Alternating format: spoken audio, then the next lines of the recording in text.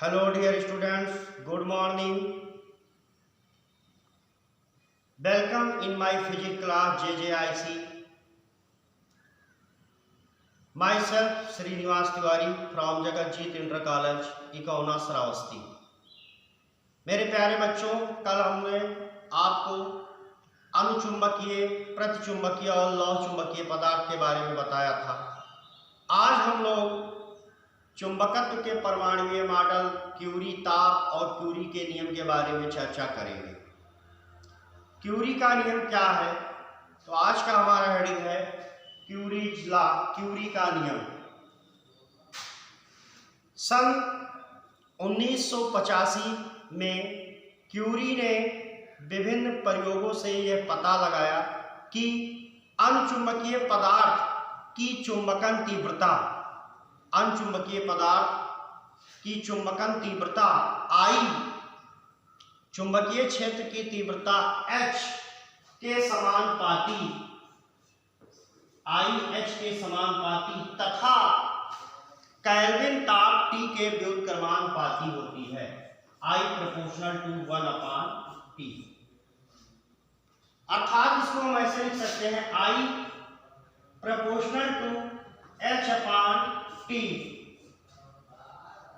जब ये समानुपाती का चिन्ह हटता है तो एक नियतांक आ जाता है, तो I बराबर क्या मिल जाएगा? CH/T।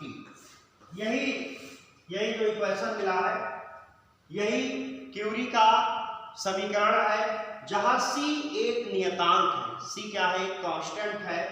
यह समीकरण क्यूरी का नियम तथा C क्यूरी नियतांक कहलाता है। इसमें C को हम क्यूरी नियतांक यानी क्यूरी कांस्टेंट कहते हैं।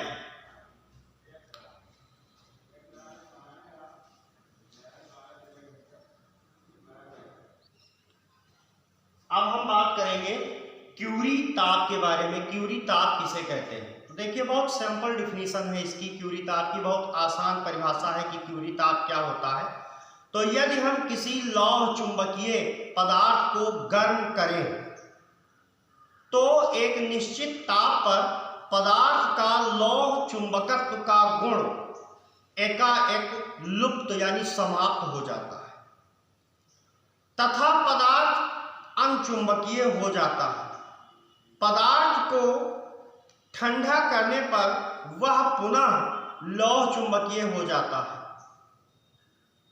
तो हम कह सकते हैं कि वह ताप जिसके नीचे पदार्थ लौह चुंबकीय तथा जिसके ऊपर पदार्थ अनचुंबकीय होता है, पदार्थ का क्यूरी ताप कहलाता है। कोबाल्ट, लोहा तथा निकिल के क्यूरी ताप क्रमशः, कोबाल्ट का क्यूरी ताप होता है 1121 डिग्री सेल्सियस, लोहे का क्यूरी ताप होता है 770 डिग्री सेल्सियस और निकिल का क्यूरी ताप होता है 358 डिग्री सेल्सियस। तो क्यूरी ताप क्या है? क्यूरी ताप एक ऐसा ताप है जिसके नीचे पदार्थ लौह चुंबकीय तथा उस ताप के ऊपर पदार्थ अनुचुंबकीय हो जाता है, क्यूरी ताप कहलाता है। यानी जब हम किसी पदार्थ को, मैं रिपीट किए देता हूं, जब हम किसी पदार्थ को गर्म करते हैं तो क्या होता है? गर्म करने के बाद में तो एक निश्चित ताप पर पदार्थ का लौह चुंबकत्व का गुण एकाएक लुप्त यानी समाप्त हो जाता है तथा पदार्थ अनचुंबकीय हो जाता है। पदार्थ को ठंडा करने पर पुनः पदार्थ लौह चुंबकीय हो जाता है। यानी हम क्या कह सकते हैं कि वह ताप जिसके नीचे पदार्थ लौह चुंबकीय तथा जिसके ऊपर पदार्थ अनचुंबकीय होता है, क्यूरी ताप कहलाता है। अब हम लोग आगे बात करेंगे चुंबकत्व का परमाणुीय मॉडल। चुंबकत्व का परमाणुीय मॉडल।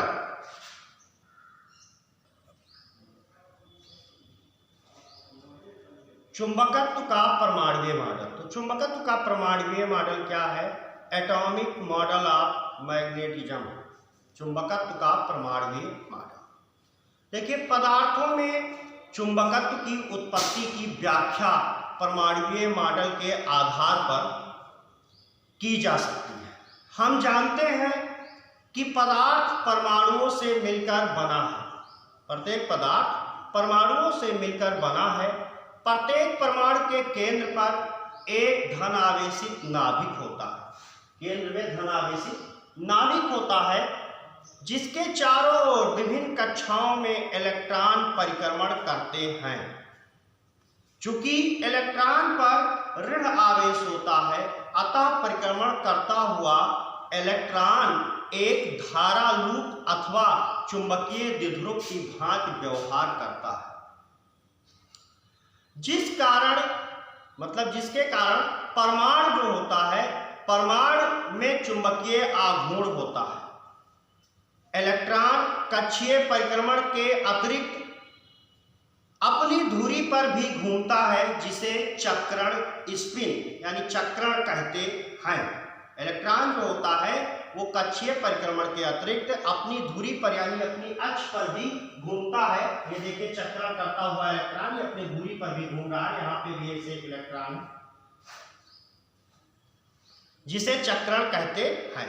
इलेक्ट्रॉन के कक्षीय परिक्रमण तथा चक्रण दोनों ही के कारण चुंबकीय आघूर्ण उत्पन्न होता है, परंतु परमाणु में चुंबकीय आघूर्ण का अधिकांश भाग इलेक्ट्रॉन के चक्रण से उत्पन्न होता है।